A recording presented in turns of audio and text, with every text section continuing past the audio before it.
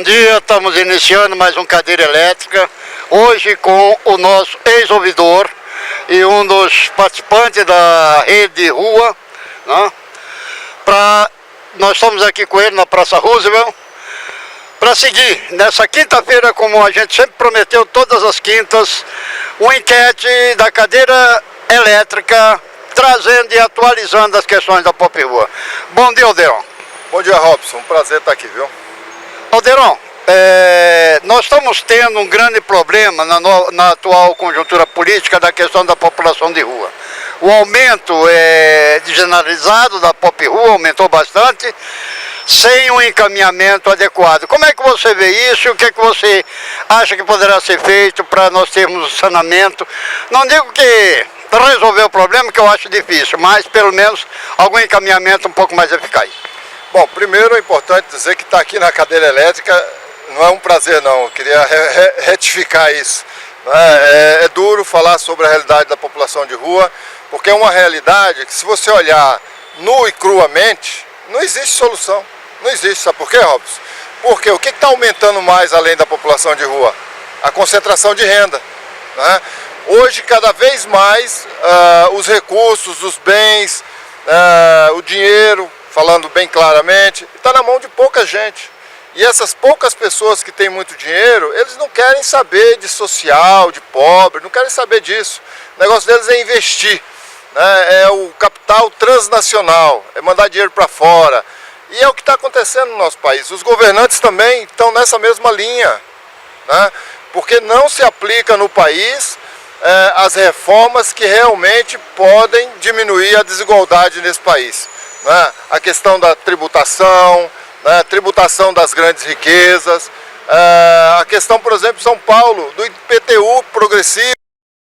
São essas medidas, né, que precisam ser aplicadas para que a distribuição de renda aconteça e as pessoas possam ter mais possibilidade, de emprego, de trabalho, né, que é o grande problema da rua.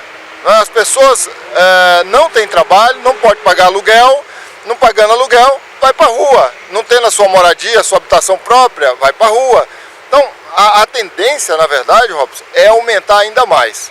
Por outro lado, nós temos as políticas sociais, as políticas públicas, né, que se resumem hoje em CTA, antes em albergue, né? Estão mudando só as nomenclaturas, mas o serviço é o mesmo de sempre. São serviços que, na verdade, eles não propõem uma transformação social, uma inclusão dessas pessoas no mercado de trabalho, a inclusão dessas pessoas na saúde, na habitação.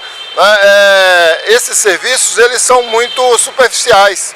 Na verdade, eles ajudam a aumentar o número da população de rua. Porque uma vez na rua, sempre na rua. Não vai sair mais da rua com essas políticas públicas que nós temos hoje. Bom, Alderon, você que foi ouvidor, agora vem uma pergunta importante para que o pessoal... você que é ouvidor, na sua gestão na ouvidoria, você acha que fez um trabalho que deu melhoramento nas questões de andamento de denúncias para a questão da Pop Rua em referência à defensoria? Olha, sinceramente, acho que não. Acho que é bom reconhecer as nossas falhas, né? Os limites que a gente tem, os limites que a própria instituição ouvidoria tem, né? E a própria defensoria também tem seus limites, enfim. Mas nós não avançamos na questão das denúncias da população de rua. A defensoria ainda ficou muito na linha burocrática, né? Em fazer ofício, fazer relatório, números, e a gente avançou pouco nessa linha das denúncias. Por outro lado, eu acho que houve um avanço no sentido da visibilidade da rua para a defensoria. Não só para a Defensoria de São Paulo, mas para as defensorias do Brasil, para a DPU, a Defensoria Pública da União. Acho que houve um movimento, né,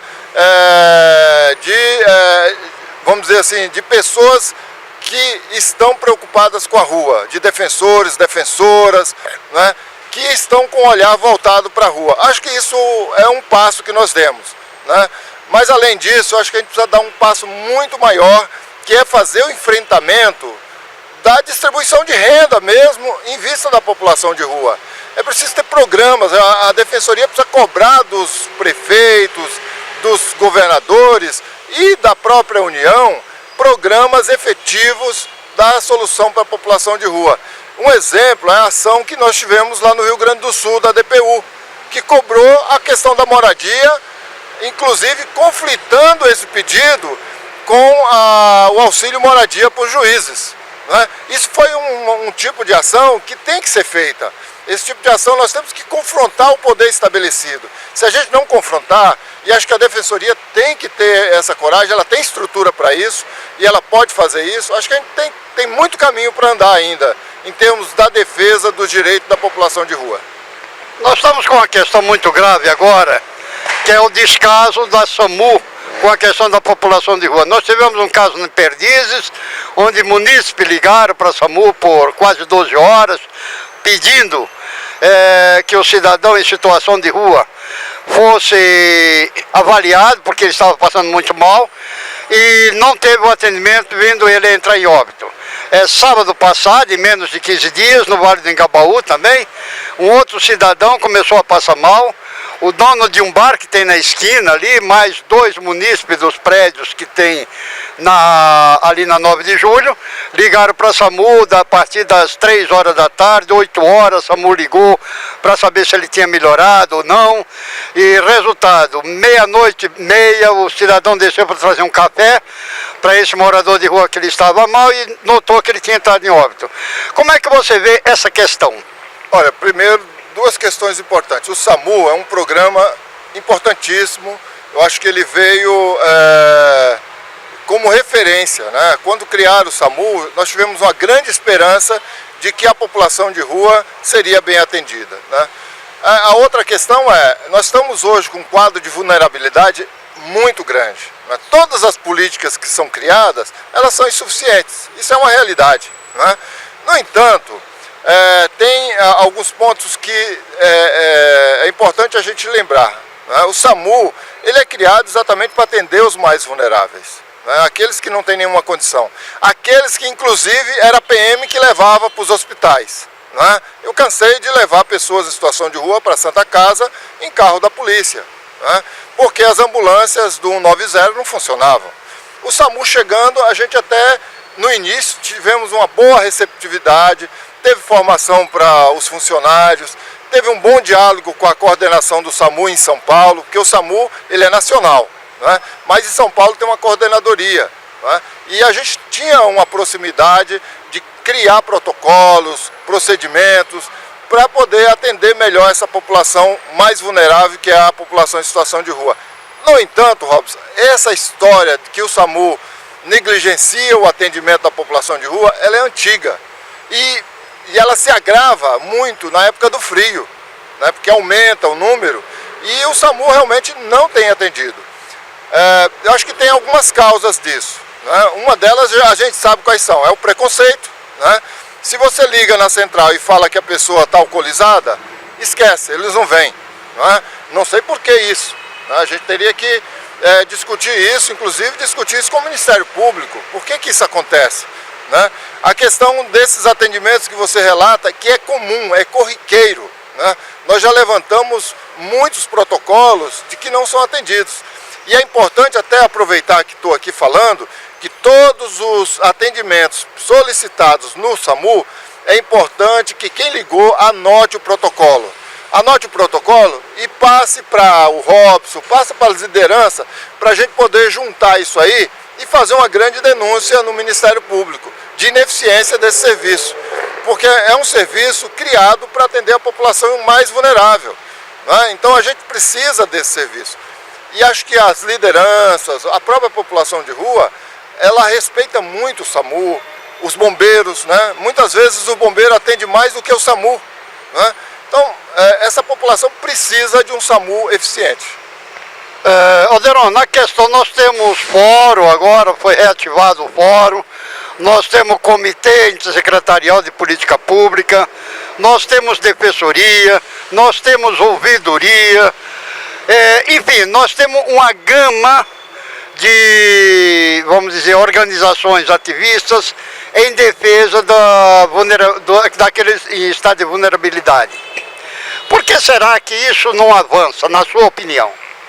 Então, Robson, eu acredito que não avança porque nós não estamos atacando a questão estrutural. A questão estrutural é que está gerando, né, esse número enorme de população em situação de rua. E quando o número é muito grande, se torna mais complexo os atendimentos, né? A gama de serviços que tem que ter, ela tem que ser maior, né? Tem que ter uma heterogeneidade de serviços para essa população, né? Não é só albergue, não é só CTA, né? E o poder público, ele não está interessado nessa população, que é um equívoco. Se o poder público investisse mais e se interessasse mais, a própria sociedade ia se ver reconhecida no poder público, né? Porque hoje é um grande movimento da própria sociedade civil e acredito que até avançou bastante, porque antes era um preconceito, puramente, nós não queremos população de rua aqui na frente e acabou. Não, hoje tem uma discussão, a prefeitura precisa trazer um plano emergencial, a prefeitura precisa olhar para essa realidade. A gente ouve essas falas de bairros nobres, bairros que nunca falaram isso. Então acho que tem um avanço aí. É lógico que a quantidade de pessoas, de órgãos que estão atuando nisso é muito. Isso é uma questão que eu não saberia responder.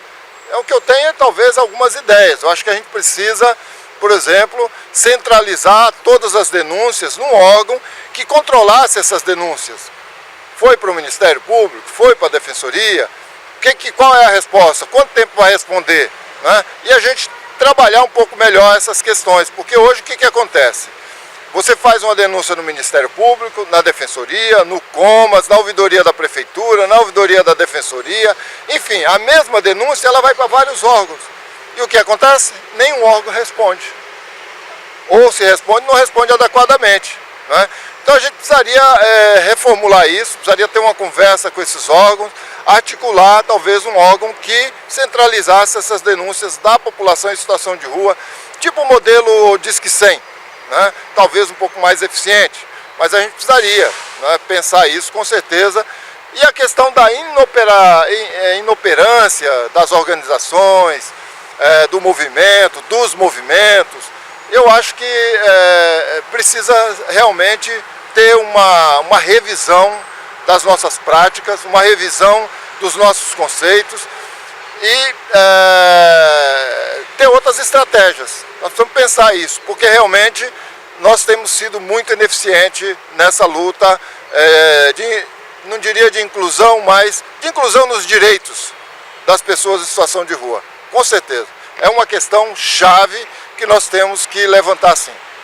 Bom, como última pergunta, você antes de trabalhar nos órgãos em defesa direta da Pop Rua, você já fazia uma atuação através da Rede Rua em defesa da Pop Rua, mas depois vocês passaram a fazer parte de convênio com a prefeitura, passou a fazer parte do fórum, passou a fazer parte da ouvidoria, e assim você passou a ter uma atuação mais centralizada na questão, tendo até que se afastar um pouco da Rede Rua. O que é que mudou para você na sua vida e o que é que mudou na atuação no sentido global da sua participação nesse sentido? Nossa, cadeira elétrica mesmo, hein? Bom, na minha vida, eu acho que na minha vida particular não mudou muita coisa, né? Eu acho que é um processo normal, né? A gente vai conhecendo, vai ampliando também, assim como a rua hoje ela é discutida em vários níveis, né? Em vários setores, vários órgãos, assim a gente também foi fazendo o que a gente poderia fazer onde a gente estava, né?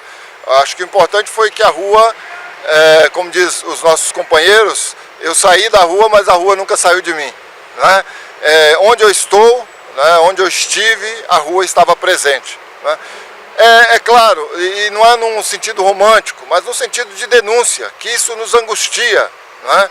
Para mim é uma questão central do ser humano, né? Enquanto a gente tiver pessoas morando nessa situação, sem outras possibilidades, é a demonstração do nosso fracasso como ser humano, né?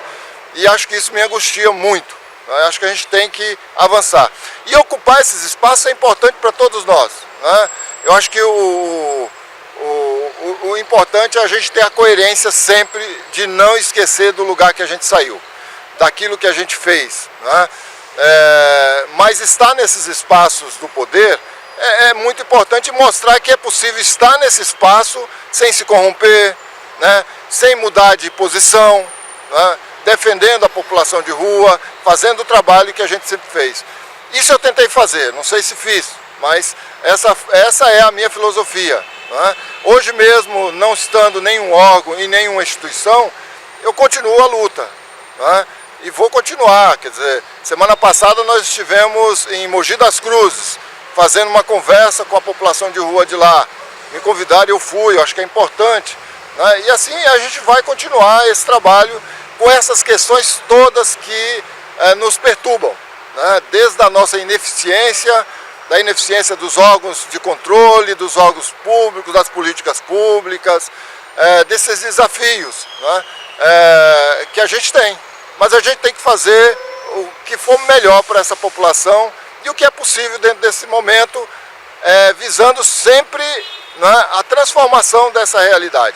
Porque o nosso problema não é só a população de rua.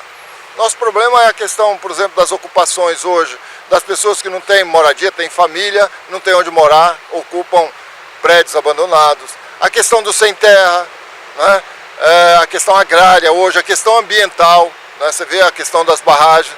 São todas questões que, de uma certa forma, estão ligados à questão da população de rua. E ela tem que fazer parte dessa luta nossa, né? Na verdade, um desafio para todo o movimento da população de rua, seja estadual, municipal, federal, é a articulação com outros movimentos, né? Acho que esse é o grande desafio que a gente tem. A gente tem que aprender a conversar com os outros movimentos, né? Isso para mim é um desafio que está colocado. Então, eu vou seguir a trajetória aí. Eu sei que a gente não vai, talvez, ver a mudança que a gente gostaria muito mais agora, né? Que a gente está tendo um retrocesso enorme. Quer dizer, nós tivemos algumas conquistas. A política nacional da população em situação de rua foi uma grande conquista, é um referencial, né? O próprio decreto do presidente Lula, quer dizer, o Comitê Nacional, o Comitê Municipal aqui de São Paulo.